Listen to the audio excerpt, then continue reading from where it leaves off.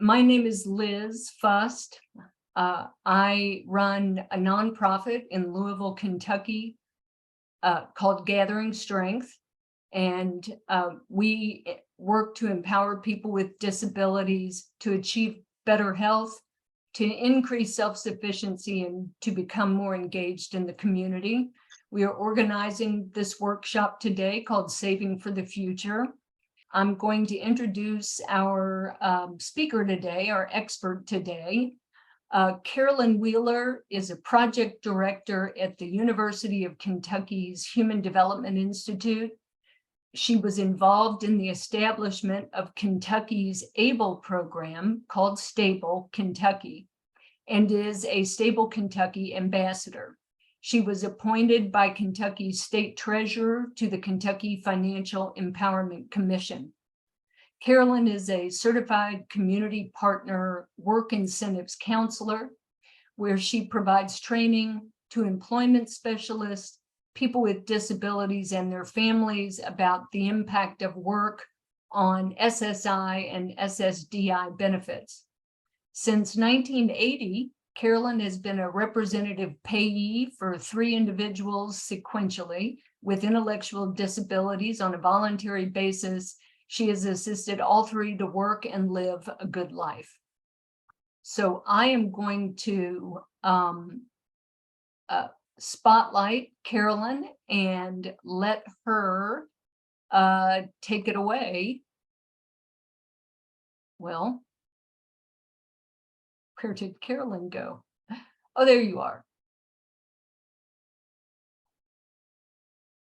Well, to the question that's already in the chat box, if your wife's disability, or if your disability occurred before the age of 26, you can open an ABLE account. So that's what I'm going to talk about today. So welcome, everyone. My name is Carolyn Wheeler, and let me see if I can find the myriad of things here that I do want to share. Let me do this first. So again, the webinar is being sponsored by, and Liz, I assume you're seeing your slide. Can you just give me a thumbs up? Yes. Okay, great.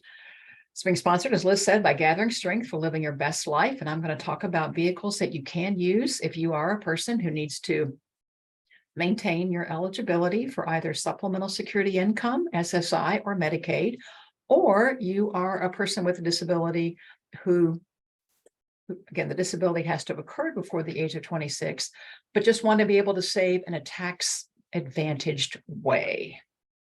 So let me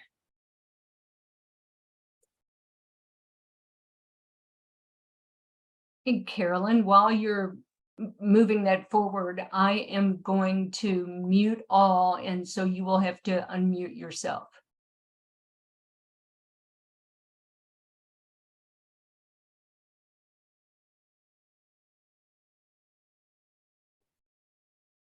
So I want to start out by, again, just reintroducing myself in terms of my employer.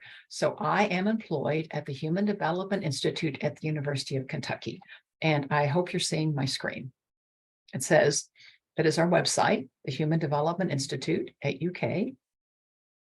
So I am not representing an ABLE program in particular.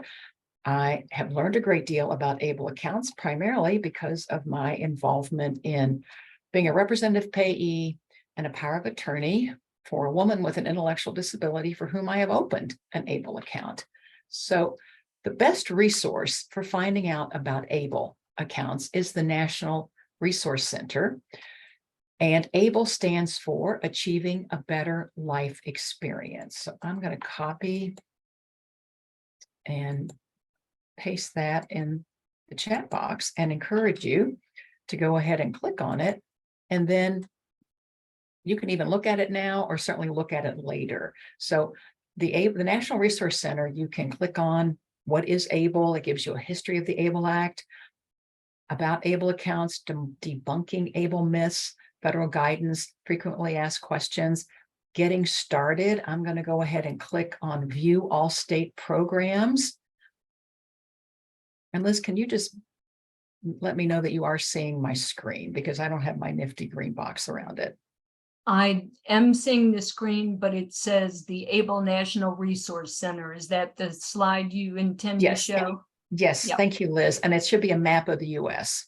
No, there's no map. It's just it has not moved forward. It is just the, oop, I'm going to try again. How about that? there you go. Yes. Okay.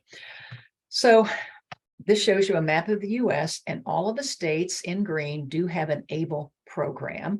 Now, if you live in one of the states that doesn't, not to worry, not to panic, because there are several of these programs that are actually national programs. So for example, I'm going to click on Ohio because Ohio is the very first program that started, and it was a national program. And actually our program in Kentucky is part of this program. But you can see that it's they open an account they accept out-of-state residents. So you could live anywhere in the US and open an account through the Ohio program. So on the website, actually you can click here. So I will click on Kentucky because that's where I live. And that's the name again of our account. It's called Stable Kentucky. We're open to enrollment. Our program in Kentucky is not open to out-of-state residents, even though we're part of the Ohio program. But Kentucky residents, you have to be a resident of Kentucky to open a program through our ABLE program. I'll come back to the $17,000, also the additional $13,590 you can put in if you are working. And our program does not have Medicaid estate recovery because of legislation that was passed by our General Assembly and signed by our governor this past session. So that is not true of all ABLE accounts. So I just want to say that it'll be repeated again, but it's important to know that the initial federal legislation, the original federal legislation that created ABLE accounts, did include a provision that monies left in an ABLE account would be subject to Medicaid estate recovery after qualified disability expenses had been paid. So again, this to me is just an excellent resource. You can also compare states by using this tool. So again, I would just encourage you to check out the many resources that are available on this page. So what I am going to share today with you is actually from the ABLE National Resource Center, because again, you all don't all live in Kentucky. In fact, I'm going to assume most of you don't. So I can't talk to you about Stable Kentucky because it's specific just to Kentucky residents. So again, I just shared about the ABLE National Resource Center. So this is a presentation that they did.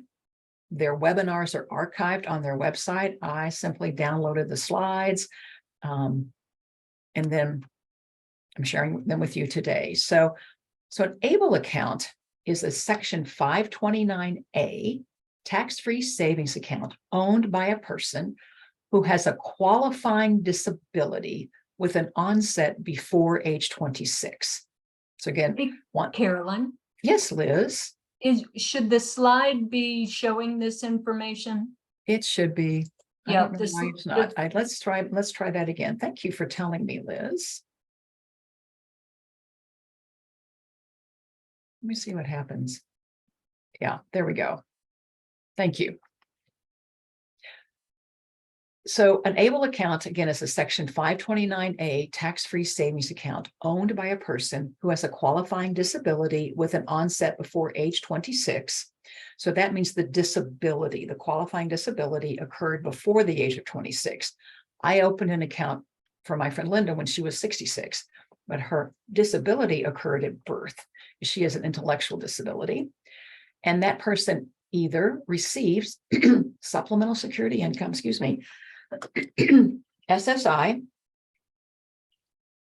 and or Social Security Disability Insurance, SSDI benefits, or does not receive SSI or SSDI benefits, but has a disability certification from a licensed physician that indicates a qualifying physical, mental disability, or blindness. So when you look on a particular program's website, they're going to have additional information about that. Please know that you do not have to provide that information when you open an account. You simply need to have it available, should the IRS or Social Security come knocking and they want to have verification that you do qualify to have an ABLE account. So contributions to the account can be made by any person. So I can make contributions to Linda's account. She doesn't have any family, frankly, they've all passed away and also didn't really have the income to do so. So the money in her account, frankly, is her money, and it's made, but it can be made by any person with post-tax dollars. So there's no tax incentive for the contribution. The incentive is that the funds in the ABLE account will not affect eligibility for SSI, Medicaid, SNAP benefits, HUD subsidy. And they also will grow if used for qualified disability expenses tax-free. So again, this just points out the many resources on the ABLE National Resource Center that, again, I would encourage you to check out. All of these resources are free and they're obviously available 24/7. So because financial literacy is just really important for all of us to continue to grow our knowledge in, and this website, to me, can help anyone do that. So I already talked about the ABLE programs.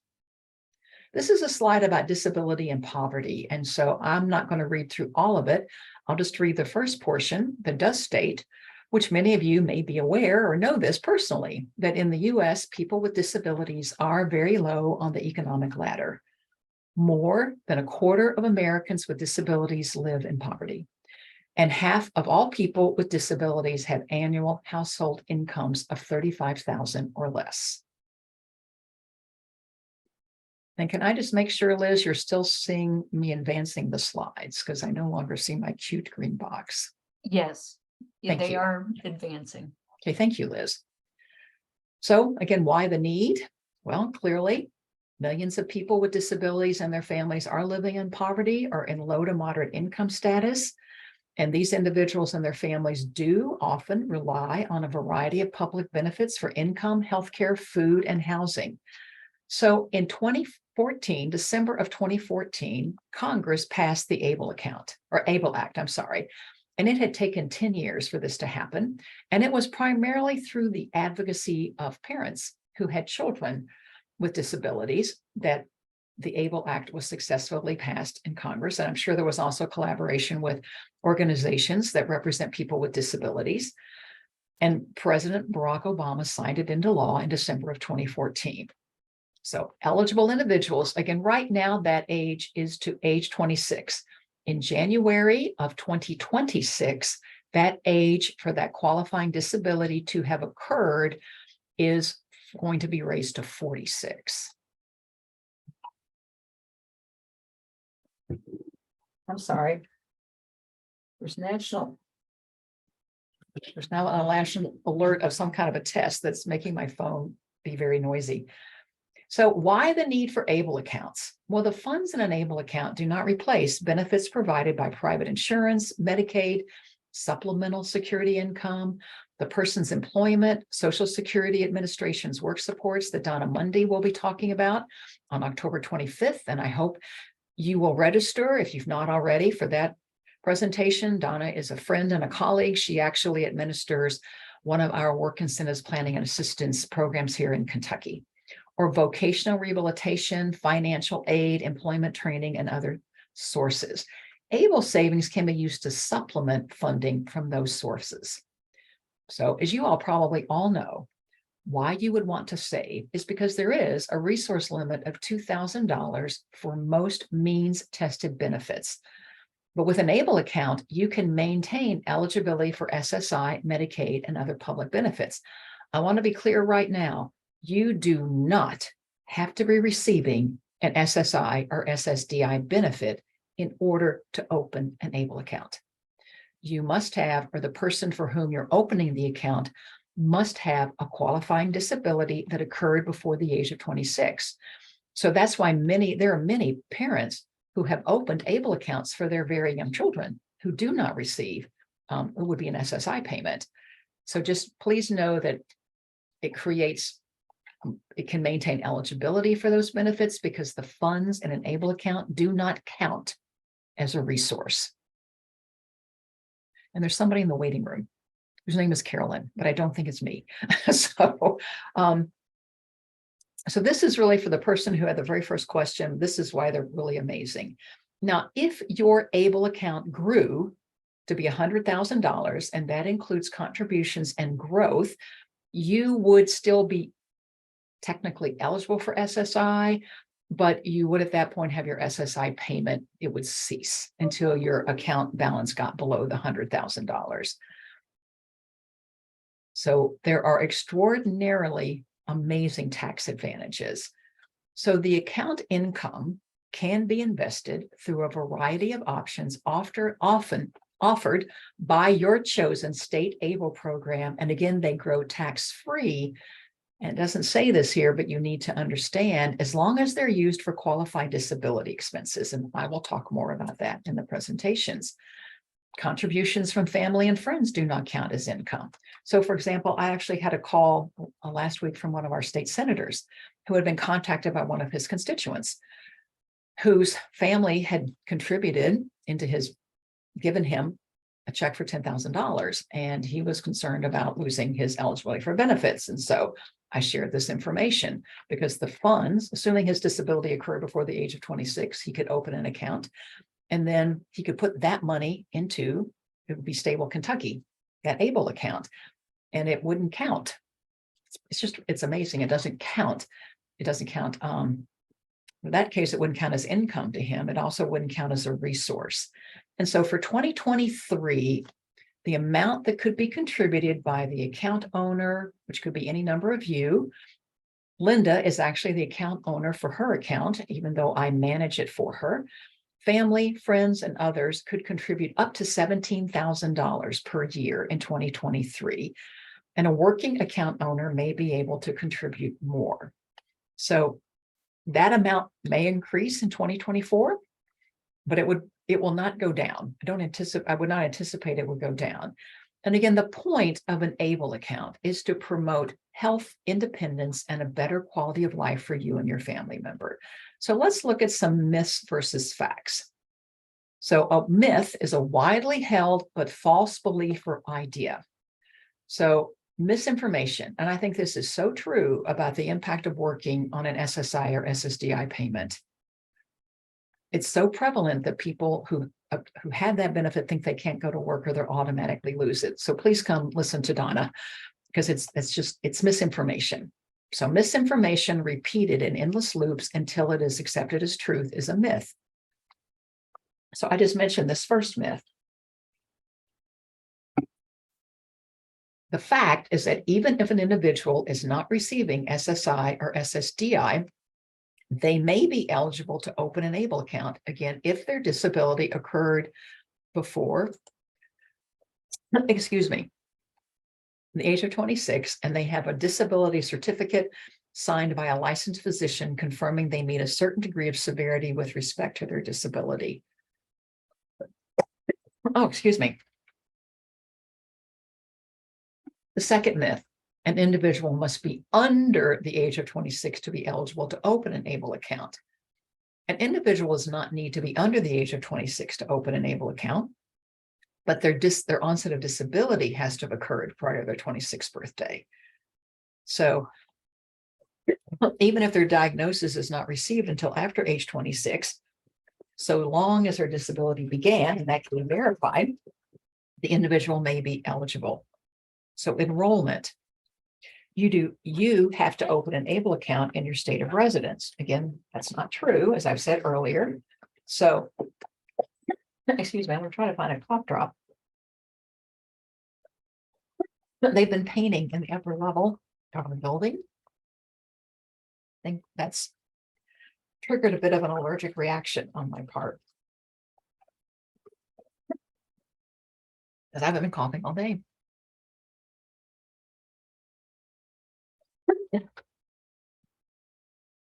So again, there are any number of national programs that are available where you could open an ABLE account. I know Virginia and Ohio open accounts for people who live in any state in the US.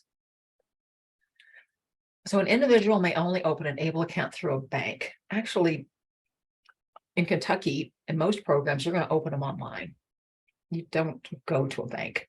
So ABLE programs are developed and managed at the state level So that allows the state flexibility to determine the process in which a person enrolls.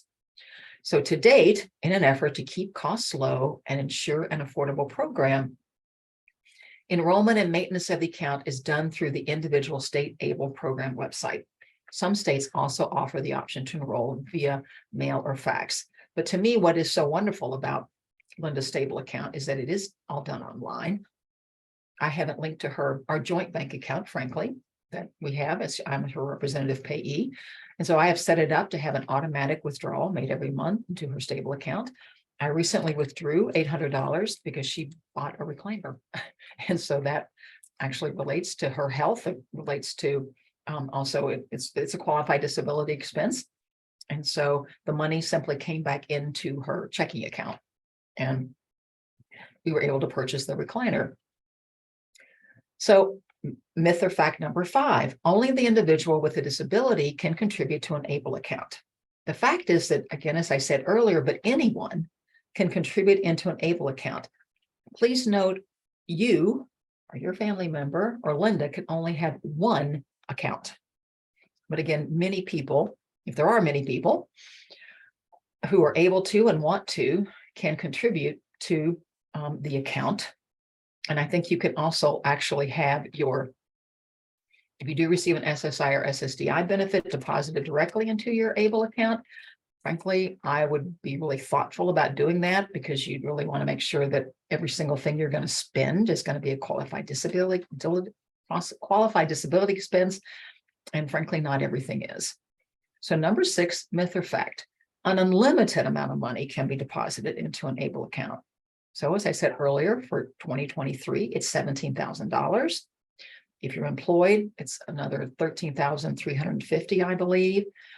So I'm going to be talking later about special needs trust. I've gotten emails before from an employment specialist who was helping a job seeker who had an acquired brain injury find a job. That person was going to be receiving a personal injury lawsuit of $200,000. And so number 1, that individual wasn't going to be eligible to open an ABLE account because their injury occurred at age 35. It's past the age of 26. They were not disabled prior to the age of 35. And secondly, they couldn't put $200,000 into a stable account, which is our program here in Kentucky. So if they had been eligible to open an account, they could have put the maximum, whatever that amount was for that year. Previously, I think it has been started at 15,000, rose to 16,000, at 17,000. It's actually whatever is the gift tax exclusion for that calendar year. And then they could put the rest into what I'll share in a bit. I encourage them to put it into a pooled special needs trust account and that we have here in Kentucky. Again, I've already talked about it's an unlimited amount of money can be deposited, and that's not true. Most states have set the limit somewhere between 100,000 up to 529,000. I think Kentucky's, that's pretty close, but again, you can't just put, if somehow you inherited or you got that personal injury lawsuit, again, you can't put more into your ABLE account than is currently allowed for that particular calendar year. I think we've already said that. Which I should point out that I didn't earlier, that for individuals with disabilities who receive SSI, that benefit will be suspended when the ABLE account balance is over $100,000. And that would include contributions and growth on the money, plus other resources. However, Medicaid would not be suspended. So this is really important also to understand. Earnings. So again, I hope if you're a person with a disability who would qualify for an ABLE account, I hope you are working, you will consider working, but understand that it's not a shelter for those earnings or any other income. ABLE accounts are resource shelters. It shelters the money in that account doesn't count as a resource.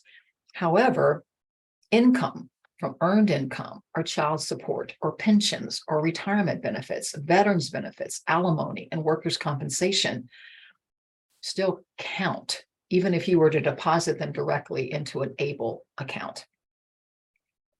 So there are no changes in the way that any means tested benefit programs count earned or unearned income. That would be true for SNAP, again, supplemental nutrition assistance benefits, HUD subsidy. So again, income is income, resources are resources. And ABLE accounts allow a person to save for the future without jeopardizing their eligibility for public benefits. So, myth or fact, if my ABLE account exceeds $2,000, I will lose my eligibility for SSI benefits and Medicaid. So that's specifically what ABLE accounts are for. So the ABLE Act specifically states that funds in an ABLE account will not affect eligibility for federally funded means-tested benefits such as SSI and Medicaid. And again, I've already mentioned what could happen to an SSI payment, but Medicaid would still continue. If your checking account, if your checking and savings account together exceed $2,000, that's when you could lose your eligibility for SSI benefits and Medicaid. That's why you need an ABLE account, because the money in there would not cost your eligibility for either of those means-tested programs. So what happens when the person dies? So if a beneficiary passes away, the Medicaid program always receives the balance in the ABLE account. So as I stated earlier, the federal legislation, this was included. However, all outstanding qualified disability expenses, including funeral and burial expenses, which are qualified disability expenses, could first be paid from the ABLE account. Then, if an individual received Medicaid services since opening the account, the state would have the option to file a claim for those services, but it is not required to do so. So my hunch is it would depend a lot on how much is in the account. Now, as I pointed out earlier, this has happened in Kentucky. Several states, and I'm aware of at least 14, have passed laws that prohibit this Medicaid payback provision. When enrolling, ask about these laws. So that's where I would suggest you go to the ABLE National Resource Center, click on the state where you live, if that's where you want to open the account, and it will tell you if there's Medicaid estate recovery or not. So that still is the case in most states, but not in all. And then other financial tools. So ABLE accounts replace special needs trusts. ABLE accounts are another tool in the financial planning toolbox that can be used by individuals with disabilities or also families. Families who have children with disabilities, whether they're still minor children or adult children, would use special needs trust for estate planning purposes. A parent cannot leave a life insurance policy to an ABLE account. They cannot direct that a portion of their estate through their will would go to an ABLE account. They can do that with a special needs trust. So they do not replace or compete with special needs trusts. An ABLE account and a special needs trust can complement one another. And in fact, I know of families who have established a supplemental, it's actually a supplemental needs trust when the parent does it, and their family member has an ABLE account. So they can work very well together. One of my colleagues has stipulated in the special needs trust that a certain amount should be deposited into their son's ABLE account every year so they can work that would be after the parents die, it can work very well together. So ABLE accounts are the same as 529 accounts. Essentially, 529 accounts are college or post-secondary savings programs. Money in those accounts can only be used for qualified education-related expenses. ABLE accounts can be used for qualified disability expenses. So it's important to understand that the ABLE law is part of the federal tax code. And so the IRS governs this, as it does with 529 plans. So next steps would be find out more and open one would be my suggestion. Okay, so Liz, Yes, we have I'm going to try to answer questions. some of the questions.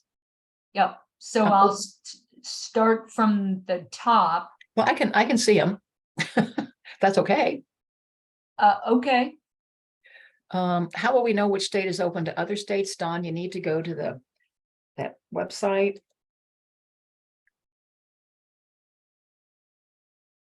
Well, now Liz, if you could let me know if you're still seeing, if you're seeing the ABLE resource page, or if I'm, Yes, you need to scroll down so we can see the states. Oops. thank you. There, yep, there it is. So I don't know if there's a way, and there may be, Dawn, to check, and if you go to the questions and they could tell you. I happen to know that Ohio and Virginia are. Virginia actually has 2 programs. Let's just go back to Ohio. They're overachievers. So it just says accepts out-of-state residents, yes. So if I were to go, I know Kentucky doesn't, I know Tennessee doesn't. Oh, let's just see what California does. Out-of-state residents, yes. I'm not surprised.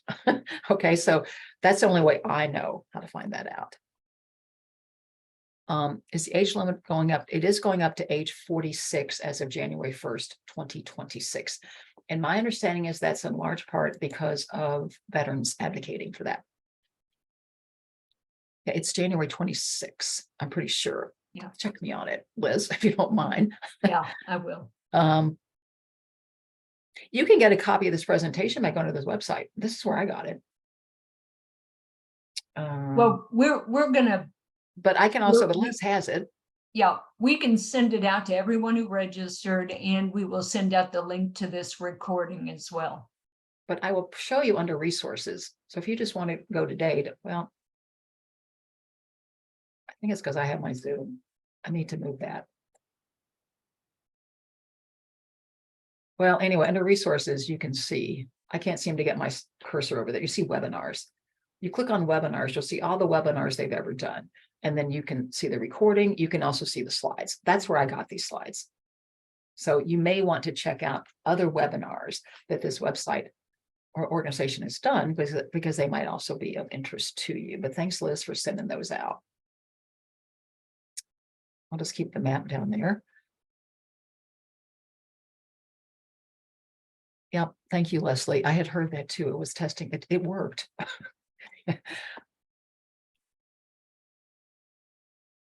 Greg, yes. And again, that's always contributions and growth. Carolyn, can you repeat the question? Because not everybody's looking.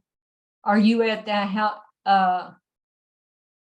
So on the website, when it says state account limit 523,000, thank you, Liz. Is that just the maximum amount you can have in the account?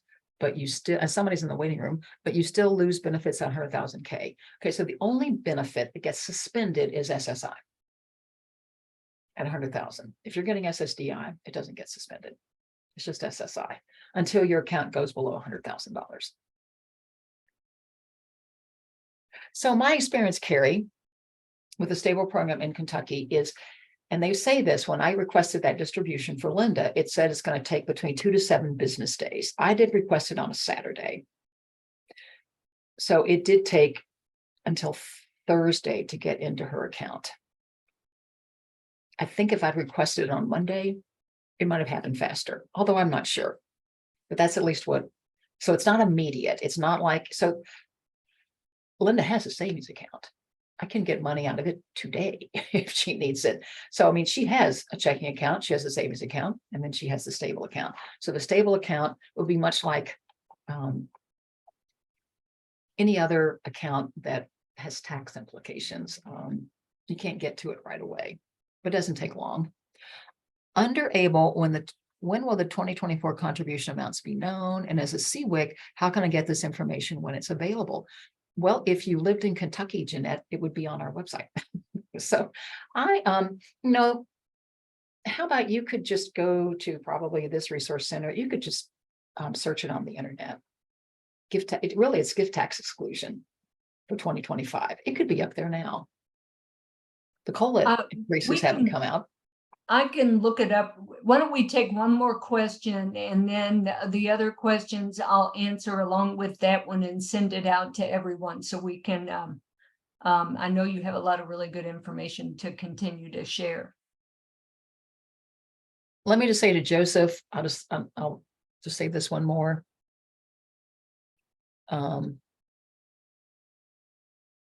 April, I don't think that's true. I didn't know What's the that. question? Only $5,000 or 5% can be taken from a special needs trust in a year. It would depend on what the trustee established in the trust document. I mean, I'm on the board of, or was on the board of Life Planning Kentucky, and we have people who take out a whole bunch more than that to buy a car. Or their HVAC system has to be replaced. So that's not been my experience with our pool special needs trust here in Kentucky. And it is a game changer. So Joseph, just your question has to do with why would the state amounts be different? And that's because the amount that can be contributed to a 529 account may vary from state to state. And after reaching 100,000 K, the account could theoretically grow up to 529,000 K. It'd take a while. We just say that it would take a while, depending on what the market does. And it would really have to do, Joseph, with where the person's invested their money. You'll have investment choices, which we're going to range from growth to bank safe. That's what we have here in Kentucky.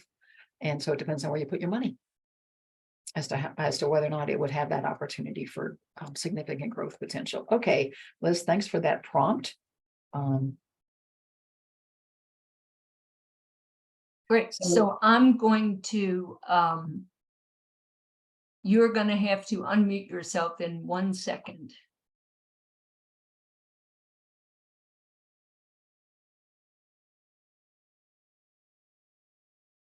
Great.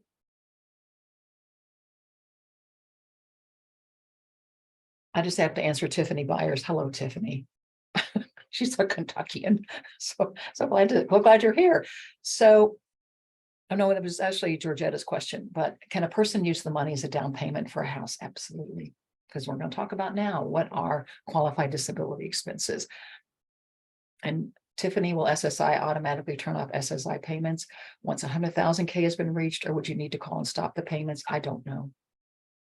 That would be a really good question to me to reach out to the ABLE National Resource Center, or maybe reach out to SSA because you have contacts. Okay, so you're confusing. Joseph's is, I'm sorry, I didn't understand your previous answer. The actual limit of 100,000 K is for when the SSI payment's going to stop. That's not the limit for how much you can have in an ABLE account. So the most you would ever be able to have in an ABLE account in California is 529,000. Okay, so ABLE account distributions. So most ABLE programs are going to, this is all the same. Let me just say that. This is a federal program, and so regardless of where you open the account, you can take distributions from your ABLE account to pay for qualified disability expenses. So the large, broad definition is that QDEs, or qualified disability expenses, are expenses for items or services needed to maintain or improve your health, independence, or quality of life. This would include, and these are the legislation's broad categories: education, housing, transportation, employment, training and support, assistive technology, personal support services, health prevention and wellness, financial management, administrative services, legal fees, expenses for oversight and monitoring. So the expenses for oversight and monitoring, and funeral and burial expenses. So they should be broadly understood and do not have to be, they do not have to be medically necessary.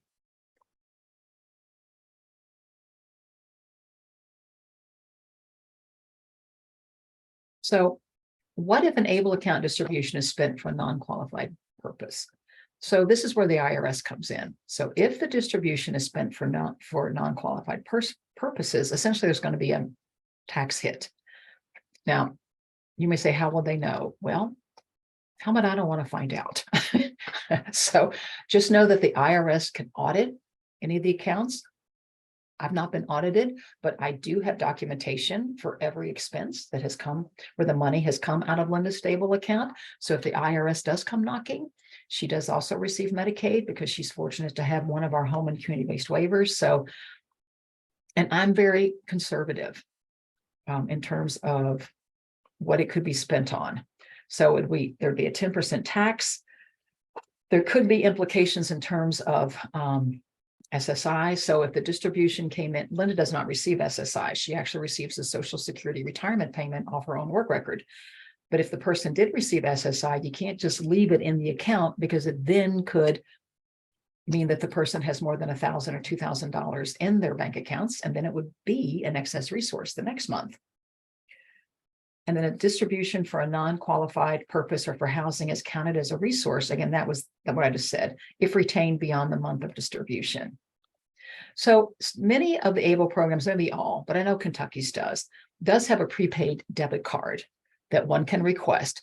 Now in Kentucky, our stable accounts cost $3.25 per month. So you do need to look at what the cost would be to have an ABLE account. And that's really going to pay for the people who provide the services, to administer the program. So that prepaid card, in addition, which is called a smart, Jeanette, I think that's not a qualified disability expense. Client uses stable money to participate in the family cruise. I would say that's not a qualified disability expense. Anybody can go on a cruise. Now, again, you can decide if you feel comfortable sitting across from an IRS auditor, but that would be, and actually, I think if you were to, as I go through some of this, I think you'll see some of that. I do not put the word fun and the IRS in the same sentence. So if the IRS is giving you the ability to save money tax-free, then I don't tend to think of using it for fun. So for example, for Linda, I don't pay for her Derby Dinner Playhouse season tickets from her stable account. I don't view that as a qualified disability expense, even though she enjoys it, but it's not related to her. It's not related to her disability. So in any event, these are the categories. And see, I just don't see vacation here. So again, it's up to you. When you request a distribution from the ABLE program, at least here in Kentucky, they don't ask you what it's for. The money just, if I ask for $800, it's going to come back into her account.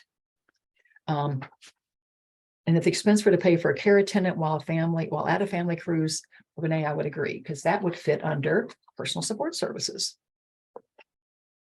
And so Anna, you go for it.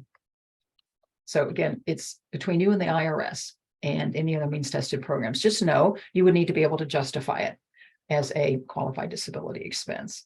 So again, in general, there are expenses for items for which there is no medical necessity. And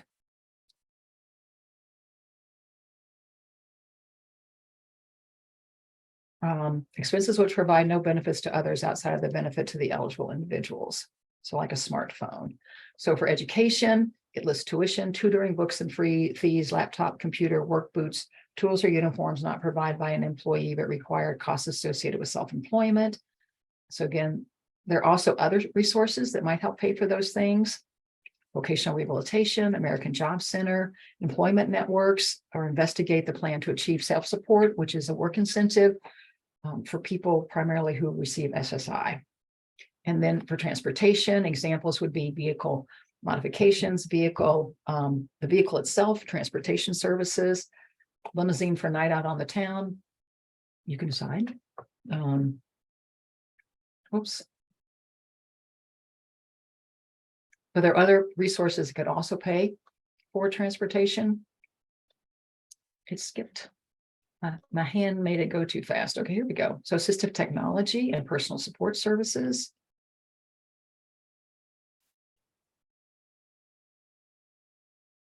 That would include manual or power chairs, speech generating devices, screen readers.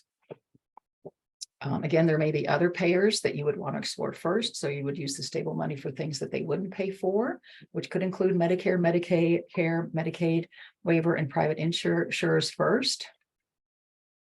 So for housing, so again, a down payment for a home modifications, roofing or home repairs, real estate property taxes, rent, real estate property taxes, heating, fuel, gas, electricity, water, sewer, or garbage removal. So again, you could investigate Medicaid waivers that do pay sometimes for environmental modifications or assistive technology. You could also look at investigating housing subsidies and assistance through HUD. And you can use automatic bill pay or recurring debt Debit payments, if you're regularly paying housing related expenses, you can set that up through an ABLE account. So health prevention, there should be a W there. So traditional medical costs, so bills for health providers, co-pays, health insurance premiums, costs for items or services recommended by a healthcare provider. When can food be as a basic living expense? It's food necessities. And again, if a person can use their SNAP benefits as well first, and then might still need to use funds from their stable account if necessary. And then I've already talked about Medicaid payback. And so again, that's going to depend on what the state program is regarding whether or not there would be Medicaid payback. So I want to go now and talk briefly about special needs trusts. So this is a website. I'll put this in the chat box.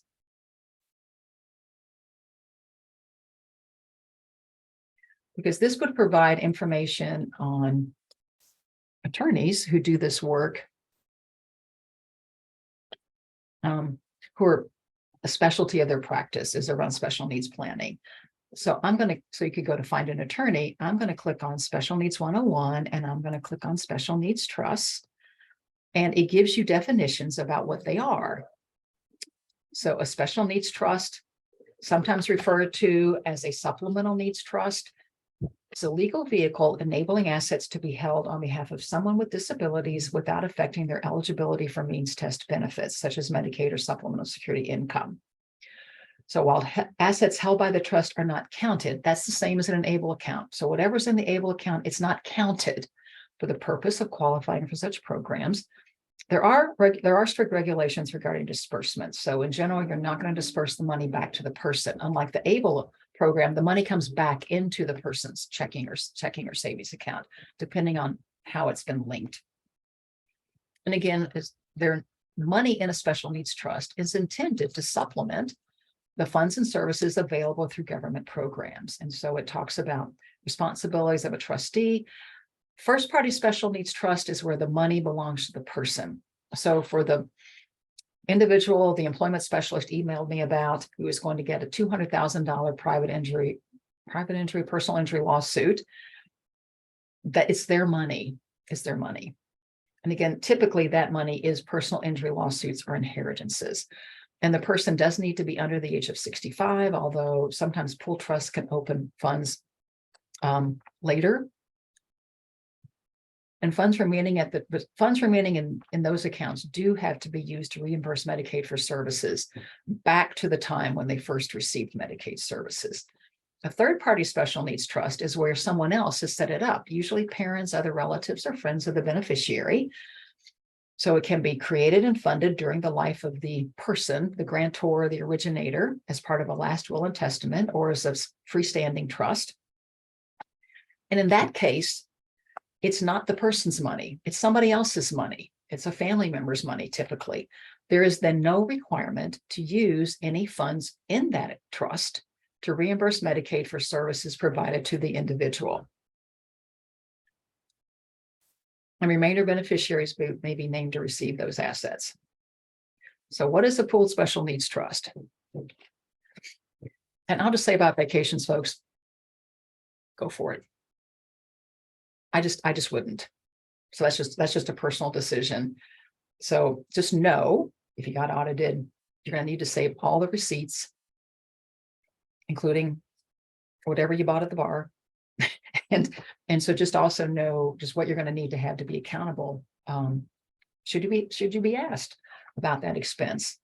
And that's just too much work to me. So anyway, a pooled special needs trust is often a practical alternative for small estates or where it is difficult to identify a trustee. So I can tell you that you can use funds from a special needs trust for vacations with no problem. It's not limited to qualified disability expenses. It's also not limited. Well, I'm sorry, the questions are still around vacations. So my understanding is that quality of life expenses is a broad category. So again, I think that's a personal decision. How's that? So let me go to the other website I'd like to show you.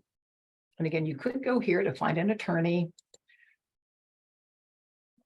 And you would just click on the state where you'd like to find an attorney. Now, I will tell you that these are only attorneys, and they're estate planning attorneys who belong to this organization.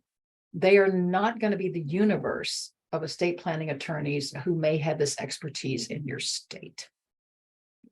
So I'm going to click on another organization, again, for estate planning attorneys who specialize in this area, and it's called the Academy of Special Needs Planners. But this one does have a directory of pooled trusts.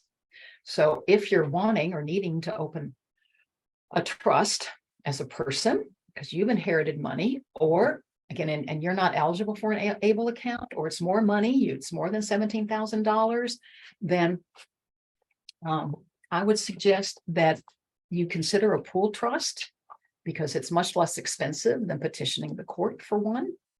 And also you're going to get the benefit of pooling the resources of many people for investment purposes.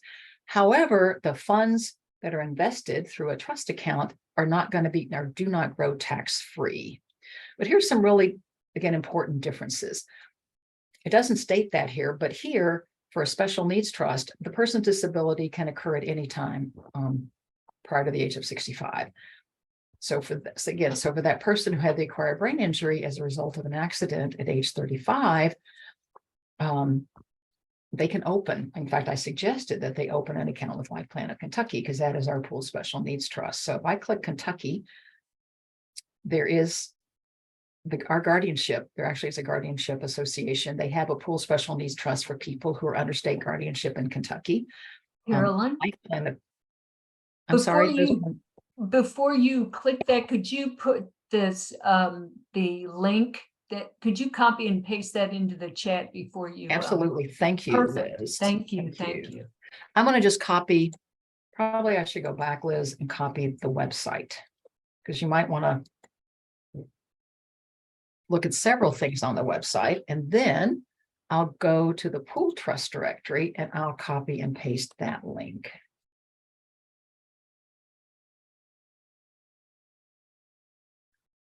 Also, pool trusts may, as Life Plan does manage property for people, somebody who had their own personal supplemental needs trust that can also manage property. And again, as a reminder, trust can be the beneficiary of a life insurance policy or of assets from a will when a person dies.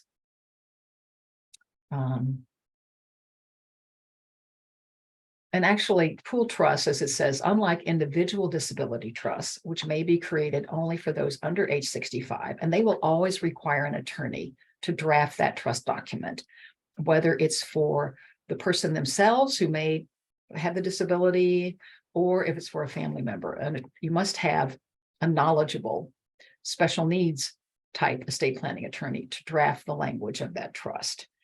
However, pool trusts may be used for beneficiaries of any age and may also be created by the beneficiary, him or herself. In addition, at the beneficiary's death, so that's the person who benefits from the trust account, the state, or primarily Medicaid, does not have to be repaid for its Medicaid expenses on his or her behalf, as long as the funds are retained in the trust for the benefit of other disabled beneficiaries. That is what the federal law says. Some states may require reimbursement for other things. Although a pool, again, it talks about what the pool trust is for. So I'm going to open, and Liz, I think I sent this to you, and if I didn't, I will. So can you tell me if you're seeing a grid that says comparison of ABLE account, first party special needs trust? Yes. Okay, yes, thank you, we are. Liz. All right, thank you. So I don't think I sent this to you, Liz. Maybe I did. I sent it to Laura, so they probably did go to you. But it's a comparison that I created that just gives a comparison between ABLE accounts, a first-party special needs trust, regardless of whether it's one that was drafted by an attorney, approved by a court, and a third-party supplemental needs trust. So the first-party special needs trust is the person's money. The third-party supplemental needs trust is somebody else's money.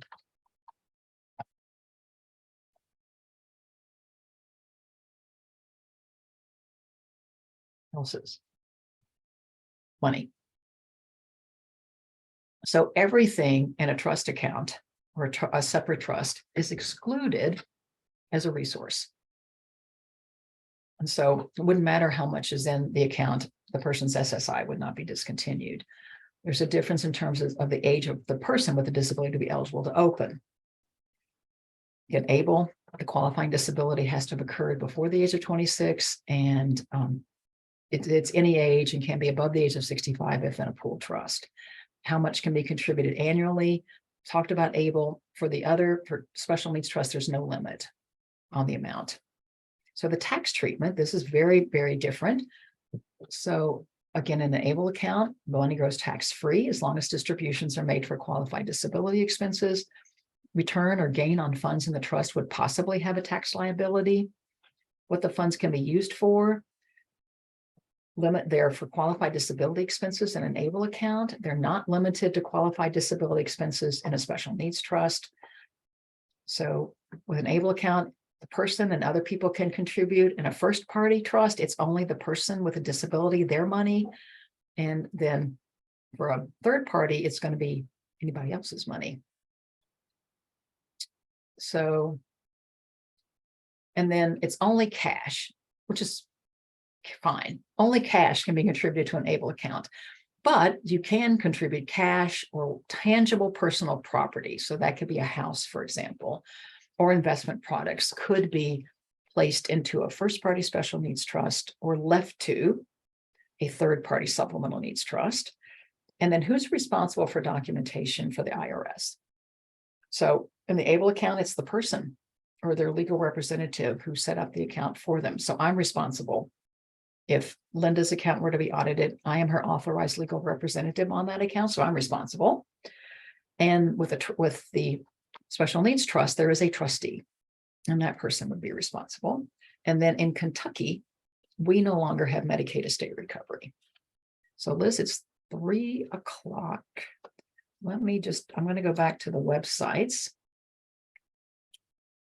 I just want to find something there.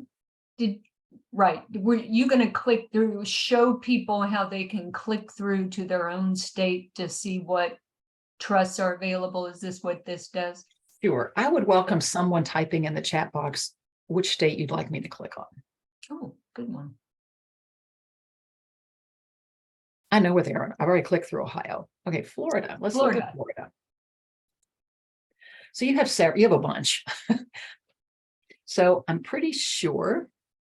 Let's see what happens, Debbie, if I click on, I'm pretty sure I'm familiar with this one. Yeah, it will take you then to that website.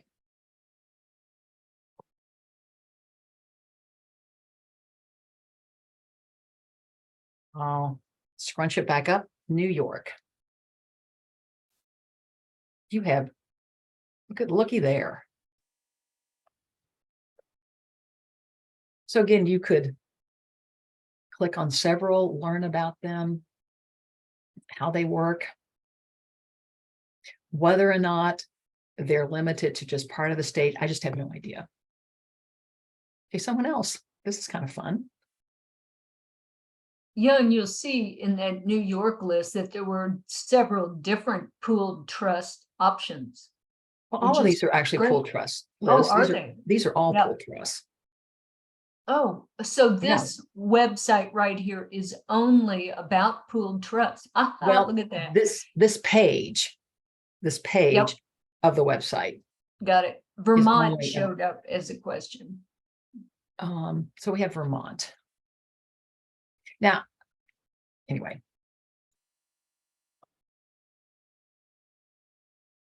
So you have one. Vermont and Kentucky are about the same size. So, and again, if you click on it, you can learn more about it. Okay, anyone else like me to click on their state?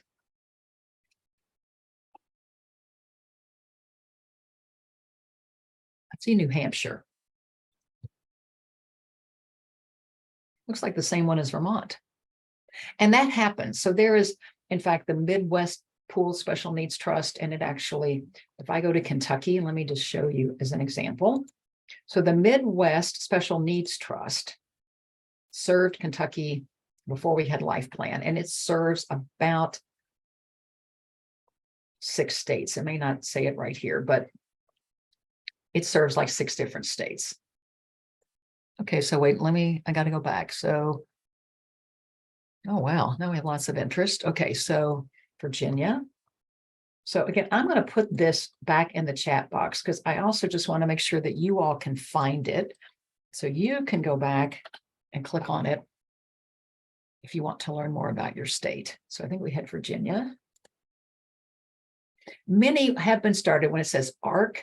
So ARC stands for Advocates for People with Intellectual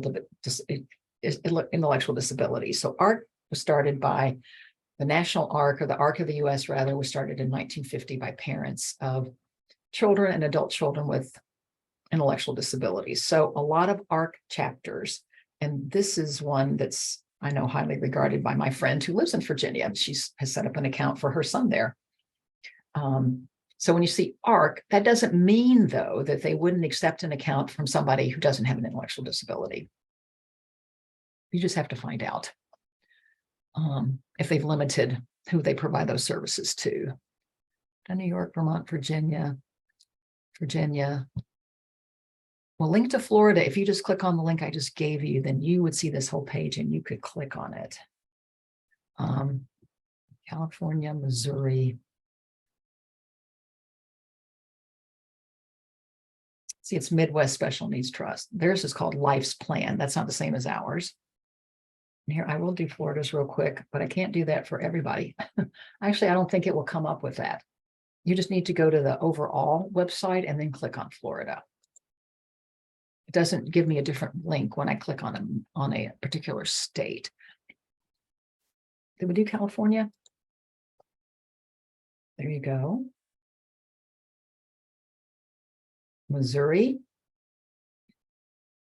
Oops.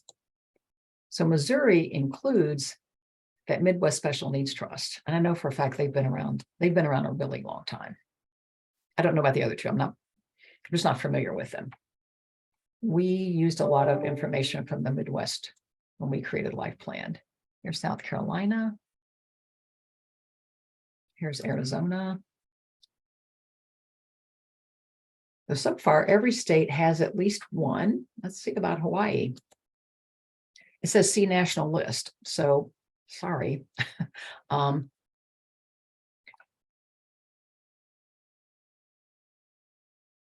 Wisconsin. Let's see what this Life's Plan Pool Trust is, if it's a national trust.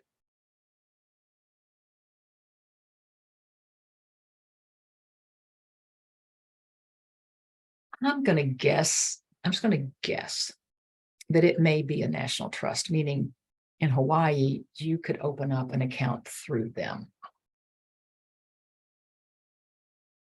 I'm not positive, but that's a hunch because it's listed on several states. And that says Illinois. So I thought I just clicked on Missouri. So I may be wrong, but I'm going to, there used to be one in Indiana, but I don't know that it exists anymore. But let's see. See, there's Life's Plan Pool Trust. It obviously serves a lot of state. Florida.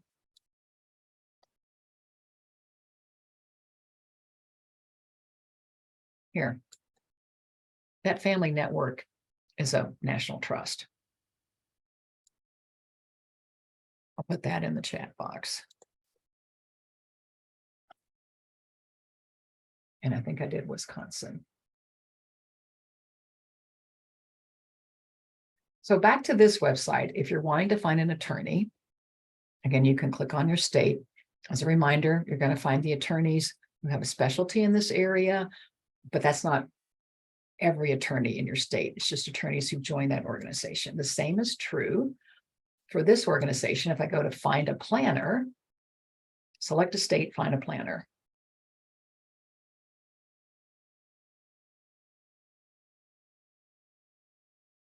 My cursor isn't, I'm trying to go to Kentucky.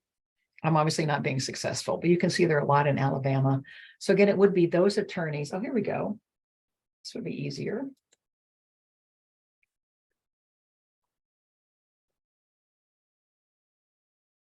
So evidently have attorneys in Elkton, Georgetown, Lexington, and Louisville. I hope it gives me their names. Yeah, there we go. So these are the attorneys who practice out of Lexington. Again, I know of other estate planning attorneys here in Kentucky, but they are not a member of this organization. Okay, well, Liz, I'm not, let me go back. We have, Carolyn, let me offer some questions to you that I have copied and pasted. I don't think we'll be able to get to every single question, but I promise folks, I'm going to send these questions with answers out to you if we don't get to them. And one question, Carolyn, was about will Social Security automatically turn off SSI payments once the 100,000 has been reached in an ABLE account, or would you need to call and stop the payments? So I don't know. I think Okay. those two. I don't know. So Okay. I would ask Social Security. Yep. How do you, and here was a good question. I think it's, you know, the person had asked about being audited, but I think just for good measure, how do you keep track of the expenses from the account? How do you do it? Well, frankly, I do it the old-fashioned way. I print out the receipts and I have a file folder. So a New Year's resolution, I intend to scan them into a file folder on a computer, but I'll probably also still just keep the copies of the receipts. I don't have that many. So it's really doable right now for me, Liz. That's how I do it. Now, I do know with let me go to Stable, Kentucky, if I might. So if you have an account with Stable, Kentucky, it's opening slowly but surely, and you do have that Stable card, which costs an additional $5 a month. So you would have $8 and I think 35 cents a month of costs. So explore all the benefits.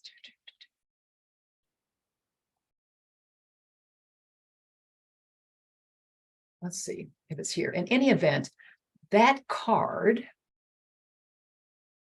here, enjoy the benefits of a Stable Visa card. You have to request it. I'm sure, I would bet that's the same for all programs. Like you don't just get one, you have to request it because that is an additional expense. And how it works is you take money from the Stable account and load it. That would give you a record, Liz. If you just if the only thing the person ever did was use their Stable card.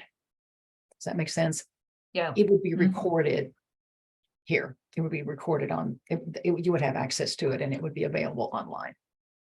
So here's another, this is a specific question. And while we can't give personal, you know, legal or tax advice, I think this might be an illustration that people could relate to.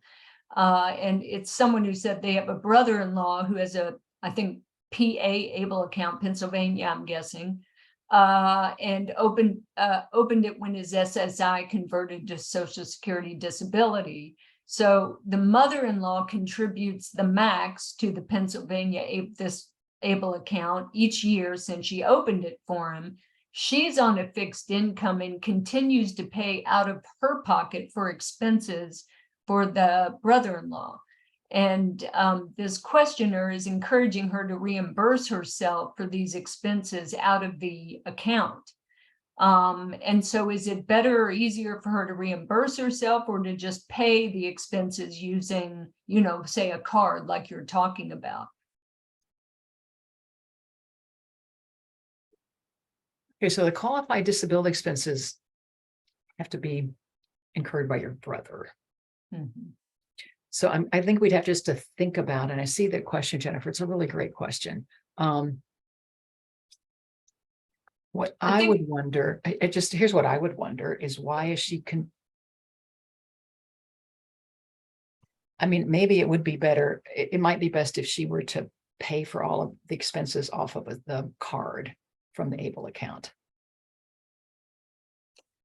So instead of you know, say a parent incurring an expense and wanting to be reimbursed out of the ABLE account, those accounts were meant to be used to pay for the expense itself. Of the person. My other thought, though, would be, frankly, Jennifer, I'm just kind of trying to think this through. I mean, your mother-in-law is incurring the expense to go see him, but she's picking him up and bringing him home, right?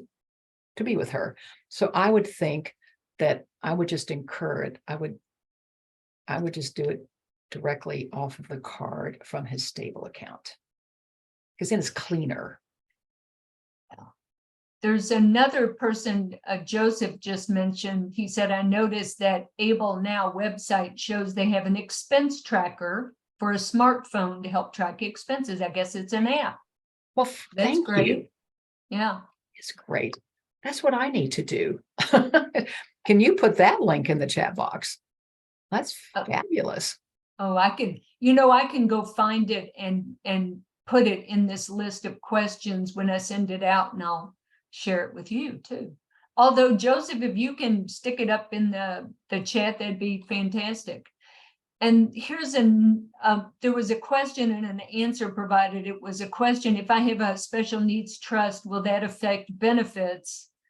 And an answer from a participant was not if it's irrevocable. So Carolyn, would a first person and a third person and a pooled trust, that's the point of them, isn't it? Well, and actually, again, whoever answered that, if it's a freestanding trust, they typically, I mean, it is irrevocable. Yeah. That's what makes it a supplemental. That's what makes it. That's part of what makes it a supplemental needs trust. If an attorney has created it, if it's a pool trust, no. I mean, the money here, again, let's be really clear, you all. Benefits are based on income and resources. People can, depending on their earnings, and this again is why you need to listen to Donna Mundy, their earnings can impact their, I mean, it will reduce an SSI payment. If someone goes to work, they will have more money. It won't do anything to their SSDI payment unless they earn over $1,470 gross per month if they've used the trial work period. But they could also use work incentives that Donna will talk about. So again, income, you don't put income typically into either, in my opinion, the ABLE account or to a special needs trust. You're putting excess resources. You got too much money in the bank. And so the whole point of these trusts is to spare or to protect you from jeopardizing benefits by having too many resources. Yes, Liz. Thank you. It is the whole point of it. And I just want to point out, I wanted to ask, so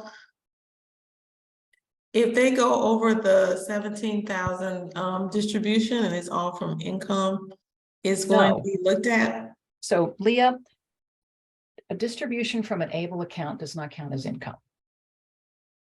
No, I'm saying if they put their work earnings in that account.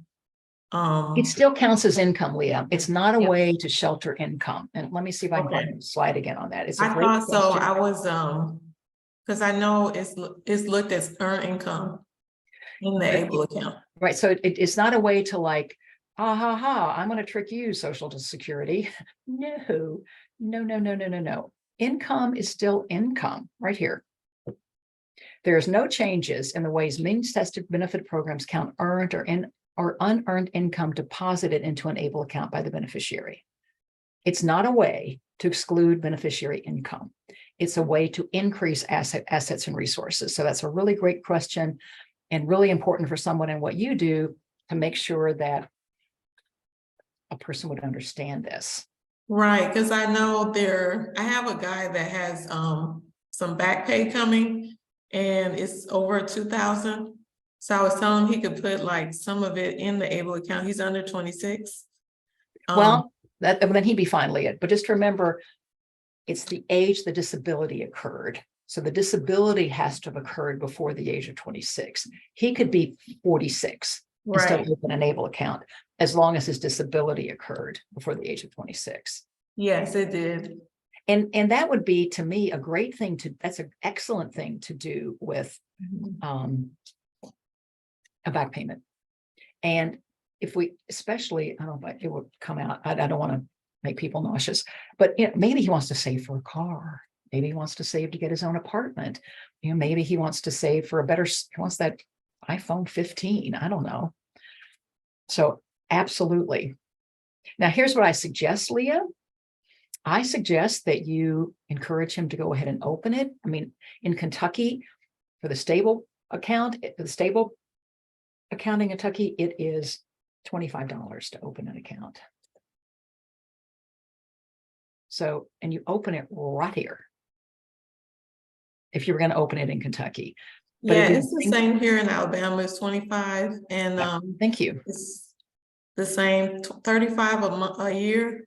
And I think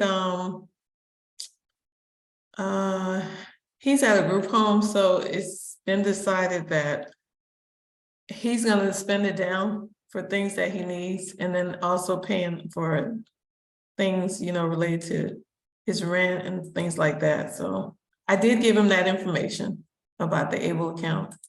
And Anna said they are able to add income to ABLE above the 17,000 max cap. You just have to send it in by check. So that's true for people who work. They are people who have earned income. I'm just going to go back to Kentucky's page because I can find it. So I think that amount is $13,350. Maybe one of you all who obviously know a lot about this. But yes, if a person is employed, they can contribute more than, that's the stable card, the 17,000 max, but that's for someone who works. So another question was about, although it was a follow-up from someone about irrevocable trusts, and I just want to point out that these and Carolyn, you can correct me if I'm wrong, but these special needs trusts are all irrevocable trusts. If they're set up right. Well, they're supposed to be irrevocable trusts. The first person and the third person trust have to be set up by an attorney. I mean, that's what you want to do. But the pooled trust, the advantage of the pooled trust is that you do not need an attorney. If you have a pooled trust available in your state, you can use that. And apparently there are these national pooled trusts. If I've summarized that correctly. That's my understanding, Liz. But again, we're not attorneys, but that's my understanding. Yes. And the advantage to me of a pooled special needs trust is just mammoth, because I don't know. I mean, most people don't have, let's go back to here. I mean, it needs to be for perpetuity. That means like forever. Right. And it's really hard. I just don't have that many people. I don't have that many people in my life. I mean, revocable trusts are usually used by people who do not have disabilities, who are trying to protect liability for owning assets. But what you put in there is still income. So you see, that's why for a special needs trust, it needs to be irrevocable. So you can't try to hide a bunch of money in there and then revoke the trust and walk away with the cash. Well, and see, you are an attorney, Liz, so you understand but this is this. Yes, but this is not my area of expertise. I do know the difference between revocable and irrevocable. So I just wanted to spend just a minute on that. Yeah. So there's another question from Cher. So if you can't put your paycheck in the account, where are you supposed to get the money to put in it? Okay, so Cher, you can create direct deposit into an ABLE account. I'm so sorry. I'm used to talking about stable, into an ABLE account. My thinking though about this, I just would want to make sure that and this could very well be the case, the person is then going to spend all of their money on, qualified disability expenses. They may want to go buy cigarettes. I mean, people may disagree with me, but I don't, or they may want to go buy alcohol. I don't know. They're grown-ups, but I would tend to think that you'd want to have discretionary funds. I just can't get this to move fast enough to get the categories. But here, these are the categories. Again, you all can disagree with me. I would tend to think you'd have your paycheck go into your checking account, and then you would have an automatic deposit every month from your checking account into your ABLE account. That would be my thinking. And you would put in it money that you are saving probably toward, or you want to just have as a rainy day fund for items that fit into these categories.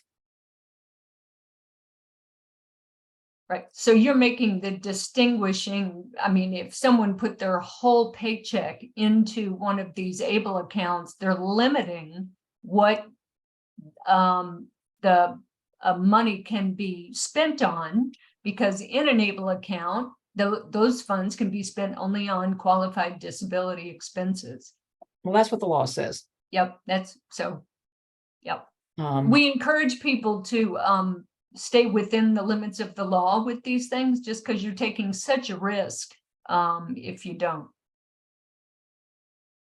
But the point is, yes, you can put money in, you can take it back out. I don't take it back out unless it's going to be used for one of these, and I can have receipts for it. Or if somebody had that Visa card, I would load money onto it, but I would still make sure they're going to be using it for one or more of these. And again, I'm just really risk averse.